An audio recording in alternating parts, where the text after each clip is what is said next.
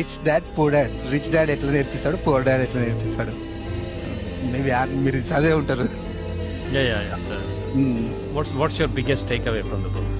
Biggest take away assets, liabilities. ఇప్పుడు poor families, ఇప్పుడు మనము నేనైతే I would consider like come from poor background. మా డాడీ అంత చదువుకున్నాడు కానీ he was a poor dad. ఆయనకు తెలియదు ఫైనాన్సెస్ ఎట్లా వర్క్ చేయాలో. మొత్తం అప్పులలో ఉండడానికి కారణం ఆయనకు అసలు ఫైనాన్సెస్ని ఎట్లా వర్కౌట్ చేసుకోవాలో తెలియదు. నాకు లిటరల్గా నా లైఫ్లో కూడా పువర్ డాడ్, రిచ్ డాడ్ ఉన్నారు. మా నాన్న పువర్ డాడ్, మా మామ ఉంటాడు. ఆయన చదివింది 7th క్లాస్, చేసేది వ్యవసాయం. ఆ వ్యవసాయంలో వచ్చిన పైసల వల్ల ఎంత లేదని ఒక సంవత్సరంలో 1,00,000 రూపాయలు వడ్డీలకు ఇస్తాడు. ఆ వచ్చిన వడ్డీ పైసలు, ఇటు వ్యవసాయం పైసలు పోయి భూమి ఉంటాడు. ప్లాట్లు, ఆడ ప్లాట్, ఈడ ప్లాట్. మా మండలంలోనే one of the richest person. Book చదివేటప్పుడు నాకు వీళ్ళిద్దరు గుర్తొచ్చారు, మా నాన్న, మా మామ.